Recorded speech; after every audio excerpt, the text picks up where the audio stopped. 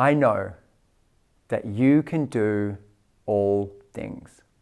These are the words of Job, chapter 42, verse 2. I want to talk to you today about what we can learn about the gospel from the life of Job. Now, before we go any further, I just want to clarify. Job is a real person that really lived. If you were to pick up the book of Job and read it for the first time, you may be forgiven for thinking that this was a fable or a fairy tale, a story that some Jewish scholar made up to educate their students. Job presents itself as a real life of someone who really lived. Also in Ezekiel chapter 14, verse 14, God refers to Job and Noah and Daniel as examples of godly men. And the fact that Noah and Daniel are both historical figures, we can assume from that Job is also a historical figure. James chapter 5 verse 11 also refers to Job as a real person. So what we're talking about is not some cleverly designed story. It's the real life of what happened to someone who trusted in God. So Job is this man of unbelievable blessing. He has a large family, he has a lot of money, he has servants, he has property, he has livestock. And in an instant, it is all taken away. And when you get to the end of Job's story, he ends with Job chapter 42, verse 1, 2, and 3. Then Job replied to the Lord, I know that you can do all things. No purpose of yours can be thwarted. You asked, who is this that obscures my plans without knowledge? Surely I spoke of things I did not understand, things too wonderful for me to know. Job's response to suffering was to say that God can do anything.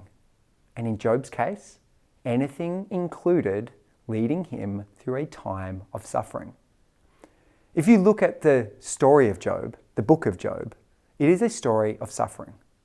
But if you look at the life of Job, it is the story of a man who was incredibly wealthy.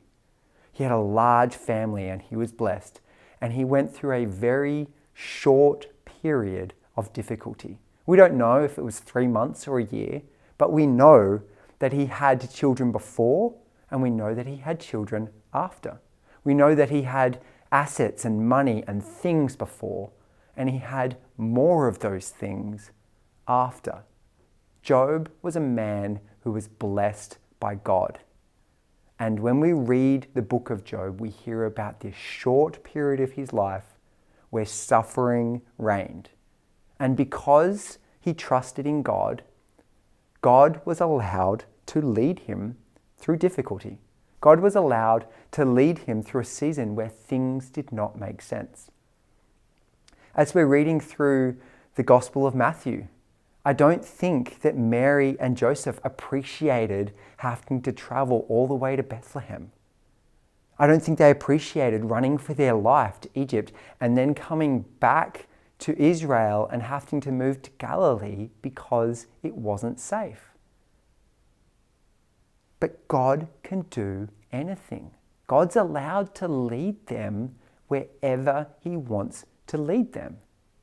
And my third point that I'm wanting to make is that Job comes to the conclusion that understanding why these bad things happened, understanding why Mary and Joseph needed to go through Egypt, why Jesus had to be born in Bethlehem and called out of Egypt and come back to Israel, those things were too wonderful for them to know.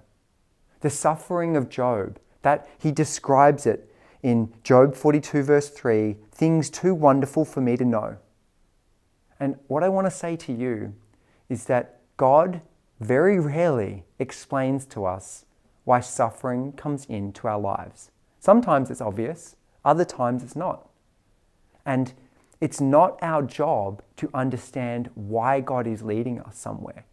It's our job to be faithful, and it's our job to remember that God is allowed to lead us wherever He wants, because He is God.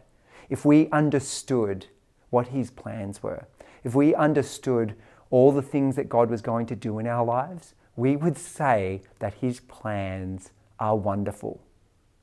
And so be encouraged. If things are not where you want them to be, don't forget that God can do anything. Don't forget that His plans are wonderful and His intentions are kind towards you. And the only reason why He is leading you through a difficult season is because He knows that you have what it takes to get through it. As this year is starting up, as we're getting back into the swing of things, remember that God can do anything.